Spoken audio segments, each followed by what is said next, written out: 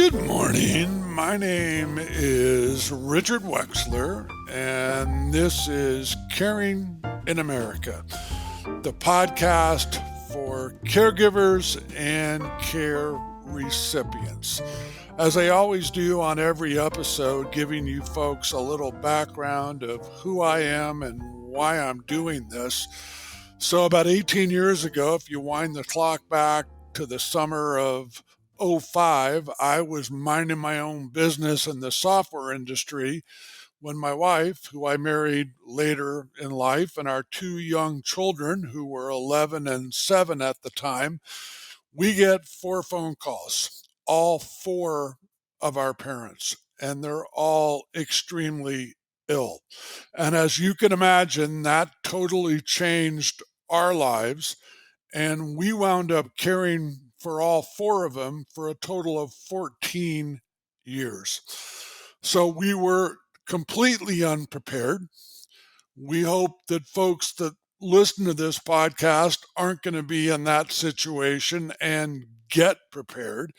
But it led to me starting my company, Points of Life, where we've been able to educate folks across the country. And then we started this podcast to reach out to even more folks than we've been able to educate over those years. So, with that said, we're going to have a really special episode today. We have two young ladies joining us.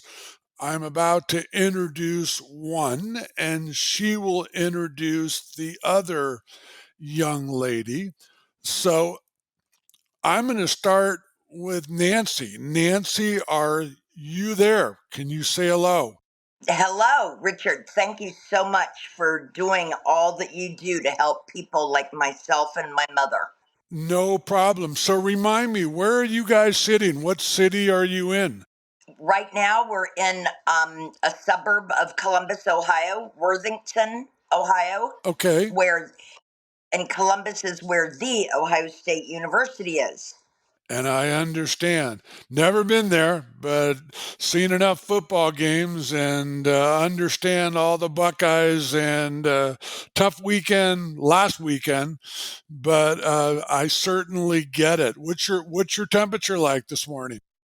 It's sunny but cold, really cold. Similar. I'm looking at my computer right now. It's about 26 where, yeah, I'm indoors, but it's about 26 outside. So with all that said, I know you have a really special guest with you, and I want you to introduce that young lady.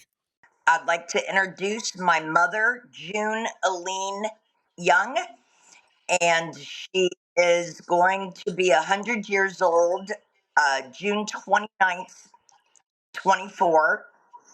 And I invited her because when you called me, I thought, well, my mom still is very cognizant, and we're just now on getting, uh, trying to figure out how to get help for me. I'm the youngest of four kids, and I have primary contact with her. The others help as they can by cooking meals and stuff for us, and it's just really hard. So I thought, why not ask my mom how she feels about all this stuff happening?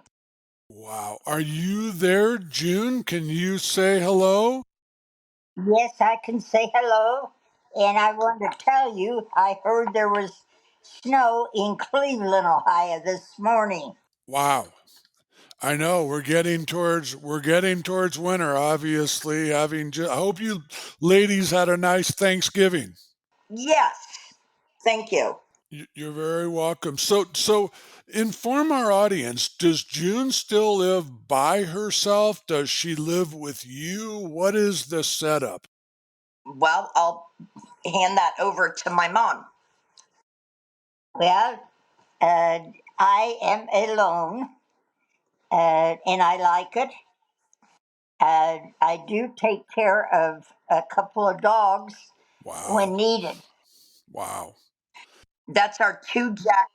That's our two Jack Russells that I leave with her if I need to go out of town or what have you. So if you can imagine this beautiful white-haired old lady with these two rambunctious Jack Russells, but she still lives alone down the street from me in the house that she and my dad built. When did they initially build the house? When did you build it, June? 1950s. Wow. I mean, first of all, you sound amazing, June. I mean, I'm going to need an ID. I'm not sure if you're really 99 years old. I may need you to send me some proof because you sound fantastic. And the fact you are living on your own and the fact you are the family dog sitter. This is amazing. Where do you want to start? Well, what I'd like to do, my understanding is that you folks have lived in many places all over the world. Maybe Nancy can address that. And then I want to talk to more about June and her life, her 99-year-old life. But tell me about some of the places you folks have lived, Nancy. Well, my father was a professor of agriculture at the Ohio State University in the Extension Service. And during the 60s and 70s, USAID and other organizations would subcontract with land grant universities to take teams of professors to developing countries. Not to teach. It, and I'm the youngest by far, and so I stayed with my parents during. I was 3 when we moved to Brazil. Then we Wow. came back when I was 7. Wow. Then when we were 11, we went to Uganda, East Africa, and that was in 1972 during Idi Amin's regime. Wow. And we got evacuated over to Kenya because the political situation was so dangerous. And uh, my other siblings are 12, 11, and 5 years older than I am. So they were all sent away to different schools. Okay. So my mom, dad, and I kind of have our own little, you know, pod, our own little world because we've survived and seen a lot of things together. And my mom, by the way, has survived dengue fever and malaria.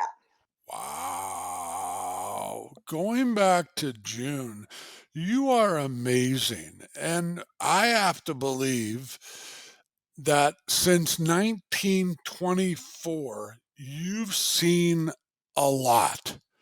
Do you ever sit back and kind of think about all the different things that you've seen in your life? I started at 2 years old thinking about my life. At 2 years Little old? Wow. two, one, two. she she's always loved to travel, and one time she took a little red wagon and put all of her dollies in it and decided she was going to go out traveling. How old were you? Uh, 4, 5. Yeah, 5. at 5 Wow. years old. So, but but yes, she's seen a lot, and graduated from the Ohio State University. My dad was a ball turret gunner in the Army Air Corps, Wow. and uh, there's been a lot of traveling. And I mean, I'm Well, saying, I wow. Go ahead, Nancy. no, that's my no, mom. yeah. At 2 years, I started thinking that my life was full. Uh, my sister got polio when she was 6 years old, and my father, a doctor, decided to send the family to Florida for the warm water and the sunshine. So that's Did it when I help your started. did it help What? your sister? Oh, yes, yes. They called it infantile paralysis then because so many young people got it. She did. She got over it, but later there was signs that she did have something wrong with her earlier, but you could Wow. never tell. But my mom's parents, her especially her father, was an innovator and would do that type of thing. Very You know, interesting. move the family. I keep saying the word wow. If that's actually a word, I say wow because I mean everything is just wow. It's an amazing life that June has lived. What else do you want to tell our audience? Other parts of your life that maybe you think back upon when you're sitting there in the afternoon. What are you thinking about, June? Well, I think of the past and how I can help other people, but when I would tell them my past, I would say, "Do you believe me?" I said, "I don't think I would believe me when I'm telling this." And they all have said, "Knowing you, I believe you." Have you ever thought about writing a book? I mean, your life sounds like all the different places you folks have lived. It's been quite an adventure. She's an amazing writer. Go ahead, Mom.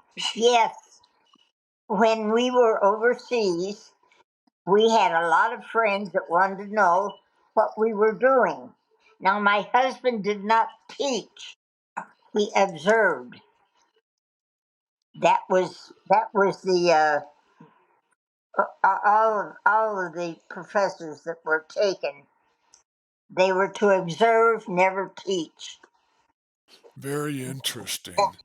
And you were saying that you wrote letters that Yes, we wrote letters, and to and we had to get it in the mail.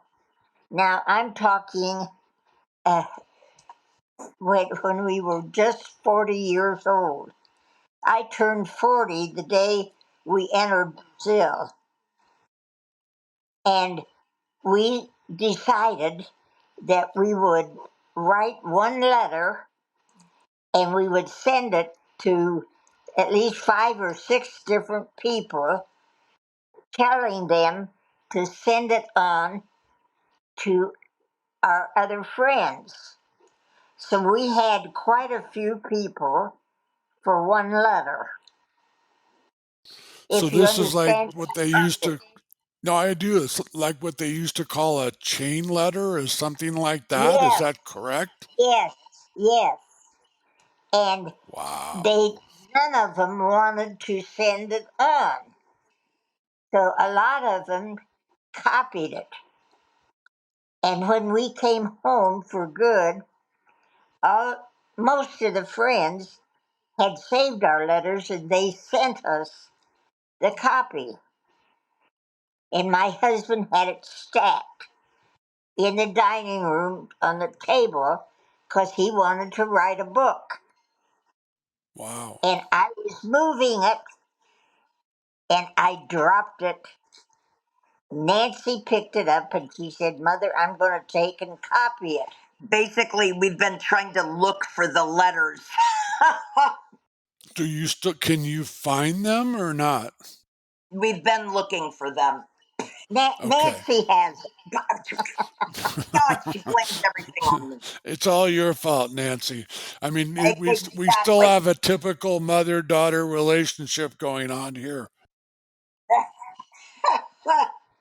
Mom is mom. So tell me some more. I mean, you've had this unbelievable, fascinating life, June. Tell me some other things that you think about.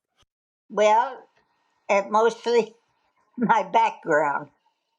And I asked people, "Do you believe me?" Now, first of all, my father sent us to Florida to live for a year in the sunshine and the water, the salt water. And it did help my sister. Very And good. then it helped me to play in the sand and love it. And I always wanted to go back. So you love the ocean and you love the beach. Is that what I'm hearing? That's right. That's right.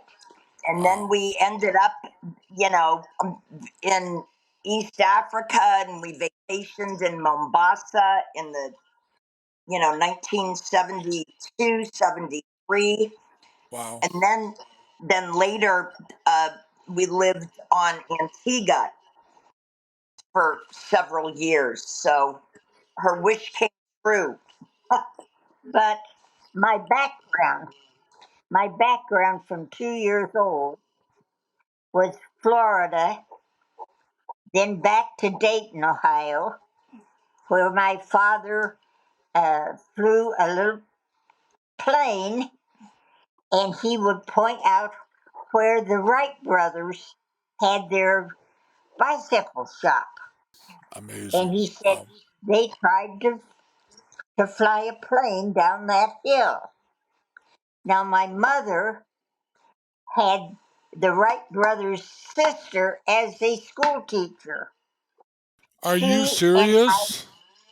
Wow. yes, and they used to go, my mother and her younger brother used to go to the bicycle shop and watch the Wright brothers tinkering on an airplane part. Wow. And they would tell him, okay, now my father decided to learn to play or fly a plane. So at 2 years old, I got to fly, and I picked out the color of the plane was red. I got to fly with my father in a plane At with two my hair years blowing old with, in the wind. oh, wow. That is amazing. And so, I mean, I'm sure I wasn't around in the 20s. I'm sure planes and transportation were a little bit different back then than they are now. Would you agree with that or not? Oh yes, oh yes. Do you know how we got in touch when we left for Brazil? We had to find somebody in Brazil that was Ham a radio. ham radio operator to call the U.S. And Wow. we found one that called somebody in Illinois. We got on the radio and said, "Will you call Columbus, Ohio?" And we gave them the number, and they called. And that's how we got in touch back here. That is amazing. Now,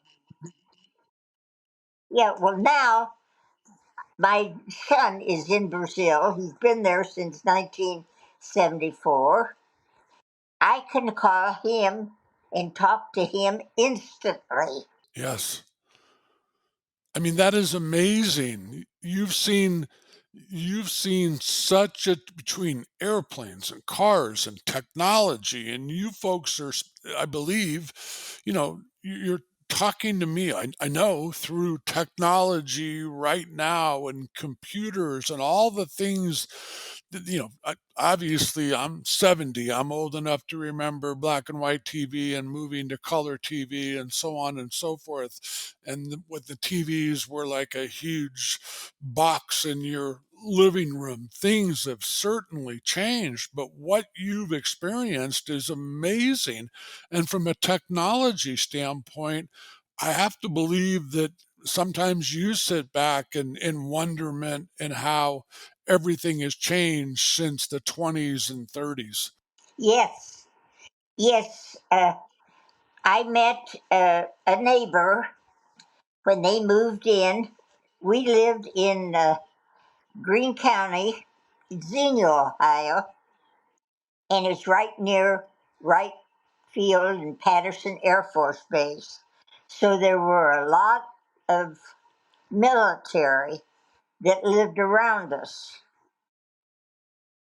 And I went, when the neighbor moved in, rented a house near us, I went over and introduced myself. And she said, I don't make friends. And I looked at her. She said, we moved so much from Europe to here that I never get to make friends. And I looked at her and I thought, you want to bet?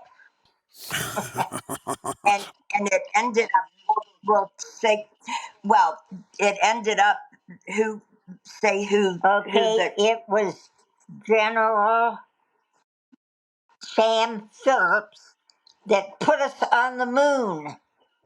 Wow. He was our neighbor. Wow. And my daughter, the one that's just a little older than Nancy, was with the family in Florida when that happened. There were 5 young people that had a special showing for the next time lunar landing. It was Jack Benny's grandson, Westmoreland's son, uh, a commentator I've forgotten, and Kathleen, the daughter of the general, and then our daughter. And of course, everybody introduced themselves and said who they represented. When my daughter said my father was a professor at Ohio State University, and General Phillips' daughter was her friend, and she said, and he was asked to be president of the Ohio State University, and he turned it down. and that was just a joke. Wow. What was that, Nancy? No, that was a joke, right? Like she Yes, it just was a did that. joke. Yeah. In other words, the daughter Kathleen was trying to make uh, m- uh, uh, my sister sound bigger than life because there were all these people. Wow. That, Now, again, let, go let ahead. me give you let me give you just a quick rundown. That when I was 2 years old, I experienced Florida. Then, No, then where? okay, when my parents divorced, mother went back to be a doctor instead of a minister's wife. She graduated from Ohio Wesleyan, and we moved to Missouri. So I moved to Missouri, and when I was there, I roamed by myself and a dog. When I'm trying to find my mother at the university, the bell would ring indicating an operation was going on. The students all went above the room, the circle. In an amphitheater, yeah. Yeah, an amphitheater. At 4, 5 years old, I went and I sat and I watched an operation. Okay, now, when the bell rang and it was the body being brought to the morgue, they sometimes took it on in to where the students were cutting up a body so that they could get the bones to have, A skeleton. yeah, a skeleton. I would hear the bell and I went down to the basement, a door outside, and the students would see me peeking around. They'd run and get me. They'd bring me in, set me in a high stool that they used, put a leather apron on front of me, handed me a knife and a bone to scrape. Wow. Again, I, all I I can was say is wow. Go ahead. 4 years old. Now, do you want to know what I think of? What's that? I can go back. I can remember all of it. That I mean, you are. I have a few minutes before we have to finish up. That is, it's an amazing, amazing life. All the things you've done, all the places you've seen, traveling throughout the U.S., traveling throughout the world. It's at 99, you're so sharp, June. I mean, you're quite amazing. I'm still amazed by the fact that you're living alone. You're helping taking care of the dogs.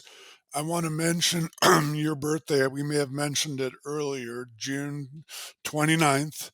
So next year on June 29th in 2024, you'll be 100 years old.